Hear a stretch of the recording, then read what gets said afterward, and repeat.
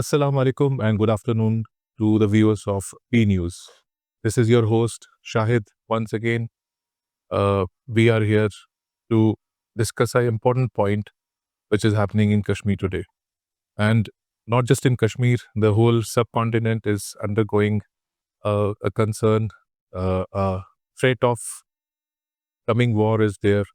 And today we have a special guest with us, a famous oncologist, Dr. Qazi Ashraf, who is not just a name in the medical field, but has been always vocal about his views about the different situations in the society, not just in terms of social matters, but also in terms of strategical matters also. Welcome, Dr. Qazi Ashraf. It's a pleasure uh, for us to be hosting you once again in P News. Thank you.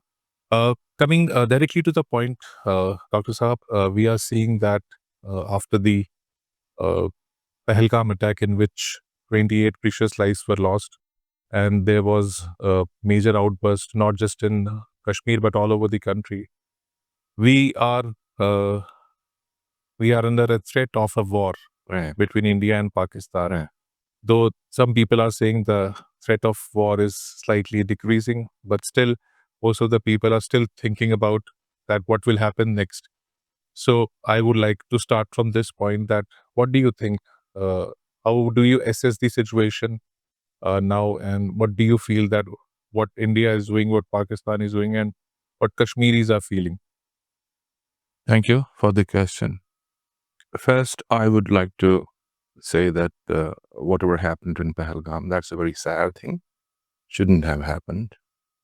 Whosoever has had whosoever has the responsibility of preventing those types of attacks, that is a different point. We are not going to discuss about that. But as far as the responses of the government of India and the government of Pakistan, though these governments are concerned, I think both the governments are responding in a mature way. That's to say, to me, anything short of war is fine. Because everybody knows that war is such a thing that which is easy to start. But it's not that easy to act. Not true that. And war brings out devastation. It brings out turmoil. It brings out animosity. And it creates the wounds that then are very difficult to heal. You can take an example of First World War. Right? It depends on the leadership, political leadership, to take major steps and major responses whenever this type of situation comes. See, if you compare the Pahalgam attack, there were 26 people who were killed. If you compare the same thing with the World War I of 1914, what happened at that time? One Prince of Habsburg, he was killed. Basically, the assassination was tried on him when he was in Britain. So 2 years later, then he was assassinated in Habsburg. Now, the response to that assassination attempt on a prince, at that time, the politicians or the leaders of the respective countries, France, Germany, and other. Germany was not existing at that time, and Italy, Rome, and other people, and Britain also. They took their response was so illogical that everything swerved into a war, and that war took so many lives.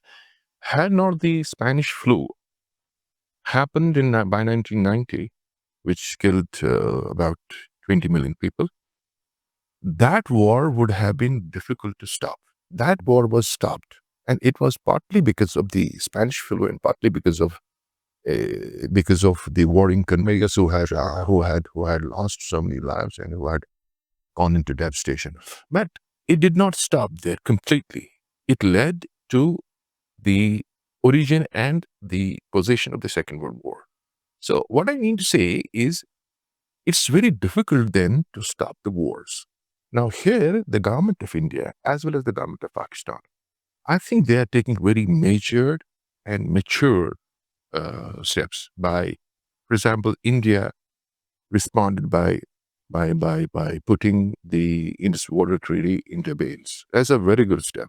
It doesn't mean war, but it means something in order to just pacify the crowd, pacify the people, and pacify the internal response. And the Pakistan also went for Shimla agreement again to feed their population, feed their political this thing. And I think that is how the governments.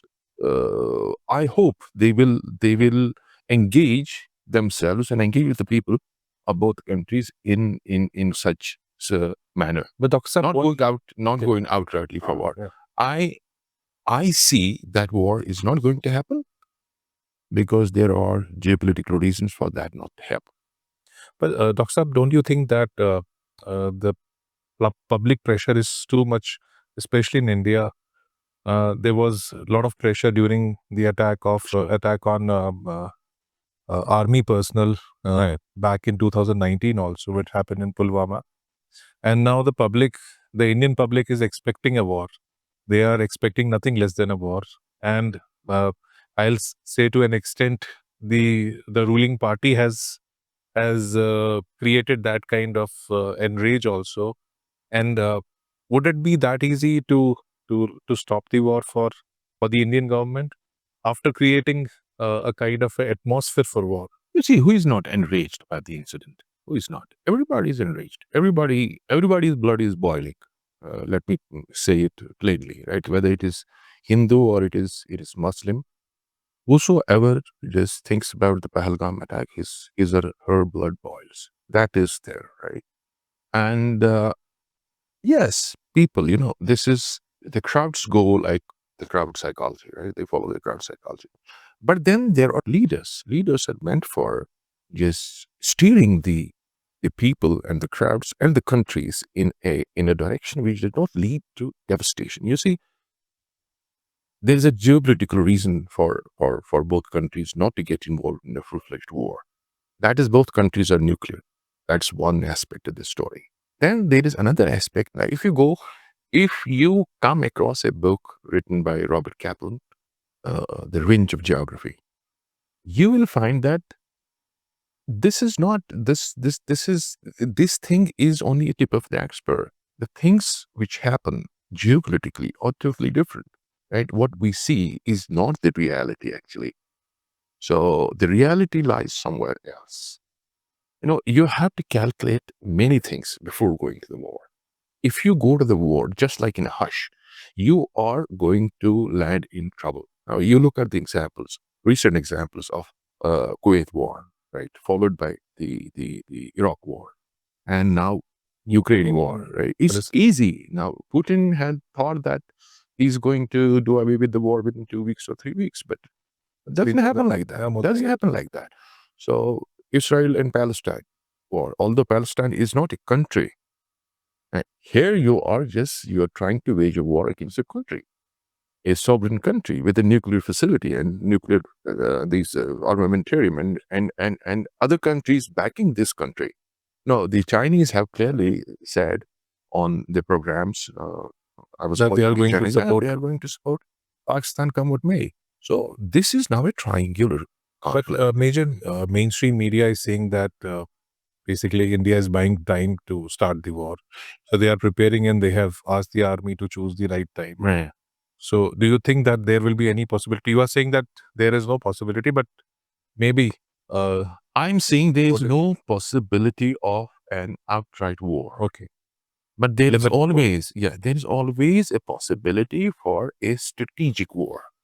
That's not even a limited war. Okay. That is strategic war. Now, if you look at the strategic war, this is a different concept. This is a military concept, right? Military as well as political right will. So how that's going to play out, only time can tell. It's very difficult to, it is just like you have a glass of water in front of you. Yes. Now, if you shake the glass of water, right, you find the water cells inside, right? Now, if you just push the glass of water and the water just spills over, you can calculate the speed of this splash of the water from the glass, but you can never predict how this water is going to, spill over, and how, what type of routes is going to take. Every time it will be a new route. It will be a new route. So that is how strategic warfare works, right? You never know. You can never be. You put a plan in place, so that's okay. But how the plan is going to work and unfold itself, it's very difficult to predict. So the point which you rose earlier, that the Indus Water Treaty is an important step. Yeah. But what do you think about Indus Water Treaty? The experts are saying that if India can like stop the water, it will take at least, if they want to build some dam or something, like it will take at least 15 to 20 years. Absolutely. And do you think that public is getting those points that okay, Indus Water Treaty is not going to work and this step is not enough?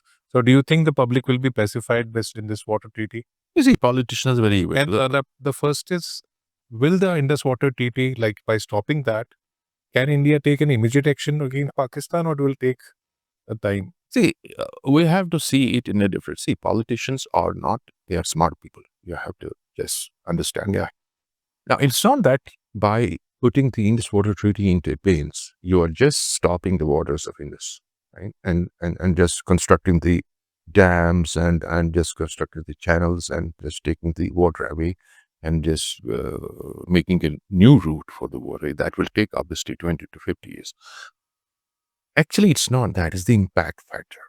Once you start, you give a signal that no, we are no longer going to have any sort of treaties with you, right? There are a lot many things. This is a signal, right? It is a geopolitical and foreign policy signal. Now, once you say that we have put a treaty, that treaty which has survived so many wars, once you say that treaty we're putting in abeyance, it means many things. It does not mean that water has to be diverted to other side. It doesn't mean that.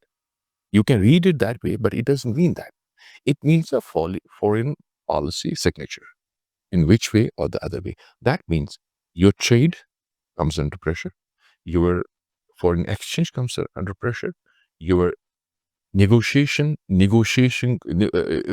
matters, those conflicting areas which are under negotiation, they come under pressure. It means your relationship with the rest of the world comes into problem. Now, if you look at the International Court of Justice, right, India has been always against the International Court of Justice, that Pakistan going against India into the International Court of Justice. Now, if you look at the scenario, Pakistan cannot knock the doors of International Court of Justice. That means a huge strategic thing, right? So this is how it works. It's not only water. Water is that we see is a physicality of this strategic step which the government of India has taken. There are many things which are hidden under it. But so, do you like that we are hitting new lows every day? Like the stock market hits lows every other week. Yeah. So maybe like this incident has brought a new low. Who knows that there will be another tragic accident or incident? There can be anything, that can bring about that thing. So instead of like you are saying to stop the war or strategize the war, what happens that if some other incident happens and then government is forced to like the people who are, you are saying that people who are running this world may want a war between India and Pakistan, and they may stage some kind of incident which will develop into war. That's true, but Indian politicians, Indian machinery, Indian deep state, and the Pakistani deep state, they are both mature. I can see it from a distance. They are both mature. They will not go into an outright war. This is what I am telling you, and you take it written from me. Right? War, full-fledged war, outright war is not going to happen because that's out of question. Now, there is a rhetoric. Rhetoric is one thing. Rhetoric sometimes bring you to the negotiating table. Yeah. Right now, when there is a conflict, when there's a dispute between two neighboring families, right? Both the families say many big things, but ultimately, now look at Russia and Ukraine. Now they have been warring for 2 years, more than 2 years now. So many lives are lost. So Bunch of destructions have happened. The cities have been razed to the ground. Now, ultimately, what is happening? Now, Zelensky also wants negotiations, and Putin also wants negotiations. Ultimately, they want to come to the table, but they are not able to, right? So, I think the Indian side also sees the things. Indian side, they are mature enough, and the Pakistani side also sees it. But then, rhetoric is very important because sometimes rhetoric takes you to a conclusion or a conclusive point wherein you can just effect change. You can just take the revenge from the other side. Right? Well, what do you think about like economic situation both in India and Pakistan? Do you think it is feasible for both of them to go for a war? Will that allow? They know their economic situation is not feasible for going. See, you see, now if you look at the First World War and second, that is the map, historical map. Now, first after the First World War, the Second World War came, and the Americans started producing because America was going into recession, deep recession. Americans, USA came out of recession because of the war. How? Because they started manufacturing. Now, you see, in both the countries, war would have been a good thing. War is not a bad thing always, as far as when you look at the employment generation and you look at productivity. Especially for a country who is sitting far away from the place. Yes, war is not a bad thing actually for those countries who are going to the war. Now look at Germany. After the devastation, Germany came up, and the economy of Germany started booming. Now, what happens in these Western countries? They had already established a manufacturing base. The problem with both countries, India as well as Pakistan, is that we don't have an indigenous manufacturing base wherein we can manufacture the things and we can employ the people and just do a wartime manufacturing. Right? That can later on give us an economic sustainability. That's not the case with us, both countries, because both of our countries, we are dependent on outside purchases. We purchase everything. Now, India is purchasing Rafale from outside. Pakistan is purchasing the jets and the missiles from America. So we are not. Now, the case of America was different. They were just producing it there. Case of Russia was different. They were the first this helicopter, bombing helicopter was manufactured by the Russians. Katyusha was the name of that bomber. So, after that, the Germans started manufacturing it. So, they put the people in the manufacturing plants so they could generate the employment. But in our case, it's very difficult. And the politicians know that. They have their weakness. Like looking inwards, that there is a lot of animosity which is developing between Muslims and Hindus all across the country. Sure. So, what do you think? What should be done by leaders of all the parties, especially in Kashmir, also, to like pacify the situation so that maybe the outward problem is not that huge, but maybe the inward problem is what is happening around the country. There are cases which are being reported from Himachal, Uttarakhand, Madhya Pradesh, where like one community is attacking the other. Yes, that's a very sad thing which is happening throughout the country. Actually, I don't have any one sentence formula or one sentence solution to the problem. And nobody, I think, has. The problem is nationalism is a good thing. Nationalism is a good thing. But religious nationalism is a bad thing. And what is happening in India, as well as in Pakistan, as well as other countries also, we are overall, the population, we are moving, as a country, we're moving towards religious nationalism. Religious nationalism has blinded us to the mistakes which others have committed during the past 400 or 500 or 600 years. Now, if you look at the history of the Europe, history of Britain, Germany, France, Habsburg Empire, Italy, Spanish Empire, what was all that?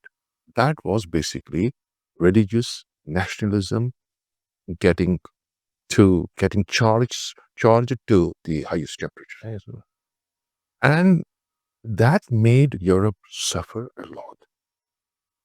Ultimately, when they understood, all these nations, all these countries, when they understood that, no, this is not the thing we should be getting trapped into, they moved out of it. But that was only done after millions and millions of people were killed. People lost it.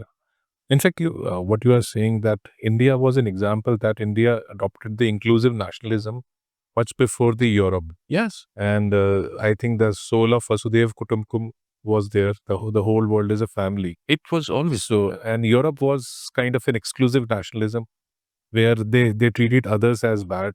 And yeah, yeah. So in Europe, first it was religious nationalism. Then it transformed or transitioned into economic nationalism. Then again, it transitioned into that type of what you call inclusive or exclusive nationalism. nationalism, right?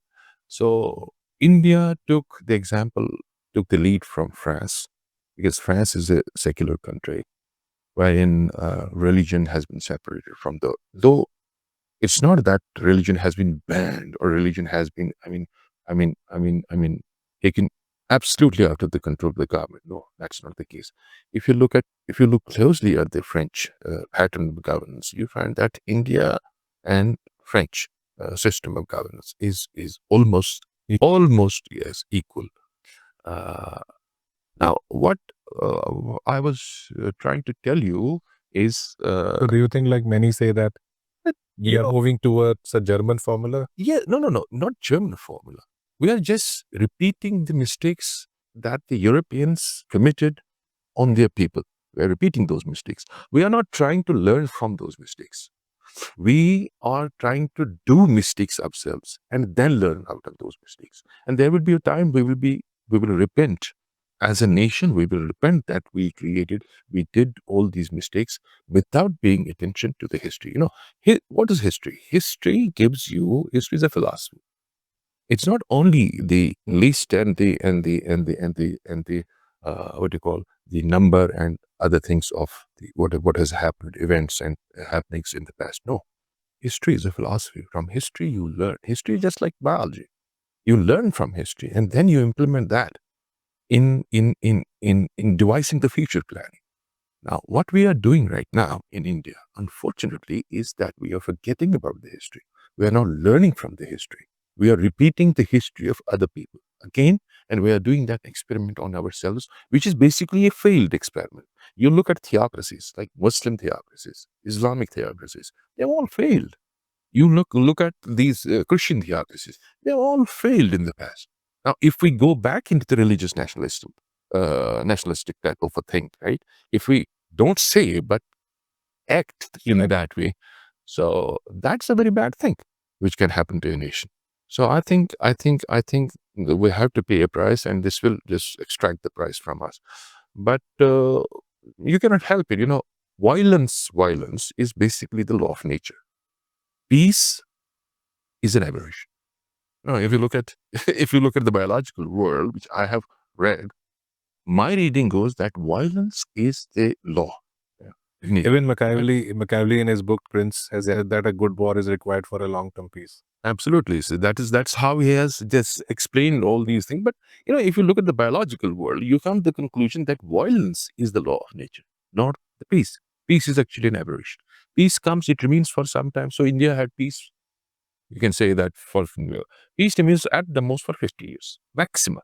If you look at the history, if you see, there is one branch of science called the complex science. Now, how the world has worked its way throughout the history. If you look at the complexity science, you will come to understand that peace at the most remains for 50 years. 50, 70, 100 years, not more than that.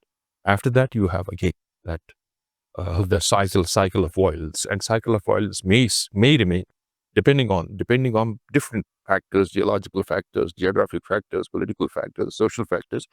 It may remain there for 50 to 100 years, and again there will be a cycle of peace. So that's how I mean, the peace has to be earned rather than getting directly. peace. Everyone has to work for that. When you get tired, when you do violence for a long period of time, then you want some rest. Then you will see. We were fighting against the British for about 100 years, right? Then after fighting in 1947, it happened that India was divided. There was a lot of bloodshed, and so many lives were lost. It was a bad thing which happened to the subcontinent. And after that, after all that bloodshed, we wanted to have a sigh of relief. And that sigh of relief, that sense of peace, that sense of safety, that remained for 50 years. After 50 years, the cycle has come back.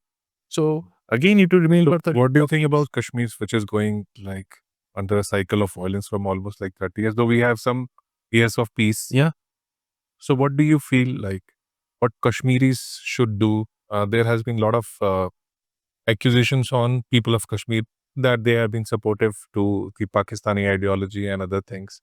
That they have been, many are saying that it is the locals who have helped the militants. So what do you feel that what Kashmiri should be doing going ahead? See, there will always be accusations. We cannot expect the other side or the other people or rest of the country to forget the whole thing, 30 years thing or the 35 years thing in a jiffy. That's not going to happen. There will be accusations. We have to be ready for that. But we have to demonstrate the same type of spirit and same type of peacefulness which we demonstrated 10 days ago when the Panorama attacks happened, right? We will be criticized for many things. We will be held accountable, or we will be held, guilty sort of thing that for having all these things. We have to, I think we don't have to lose our temper on those things. We have to keep our passion slow. We have to keep our reaction. We don't have to have a knee-jerk response. These things will settle. We are just transitioning into a natural cycle of peace. We are transitioning as the natural laws of biology and natural laws of world. We are, or universe, we are transitioning into a phase of peace, right? So it depends on us how we transition into this phase and how we just try to preserve that peace. We have learned a lesson, especially the younger generation, the generation which is like us, who were in this turmoil, who have seen this turmoil very closely. We have learned a lesson that this religious nationalism is a very bad thing. It does not help any world. It does not help any nation. It does not help any country. So I think we have to keep our cool and we have to move on. The Kashmir has learned its lessons, and who else? But we have understood that what are the effects of extreme violence. Yes. And Kashmir as a whole has faced. Yeah. And we know the importance of peace also. So what I feel that what you are saying is what is the way ahead. So finally, like, what do you want to sum up that what is going to happen in like next a month or 2 months? So there will be no war. Okay. That's one thing. If there is a war, that will be a strategic war. Now, that will not be limited, even not a limited war. That will be a strategic war. How that strategic war is going to unfold itself, that only time will see. Nobody can see that. Nobody can predict that. That's number one. Number two, Pakistan is going to face a lot of economic pressure. So as long as the World Bank is concerned, as long as the IMF is concerned, as long as the debts are concerned, India obviously as a country which has been hurt has an upper hand right now. Right. So India is going to use all the ways and methods to squeeze. India surely is going to get the World Bank into action, because India has already started that by putting the Indus Water Treaty into pains. That means World Bank has to come in between the way it came before and the way it negotiated for 10 to 12 years right from 1934 to it was 1960. it was the World Bank which brokered the deal, and it So- took almost like 8 to 10 years. Absolutely right. So World Bank has to come to the forefront, and that is going to create a lot of pressure on Pakistan. Pakistan understands that, and that's why Pakistanis also have started to just counter, do some things like Shimla, just backtracking from the Shimla agreement and then closing the airspace and other things. So these things are going to be there, and I think Pakistan is going to have an economic. Pakistan is going to be squeezed economically, right? And that is what is going to happen. And I don't think war is, because war is not a solution. Everybody understands. The government of India understands. Yeah, though there are a lot of people who are creating that jingoism, but Yeah. I still feel, and most of the people in India are also feeling that.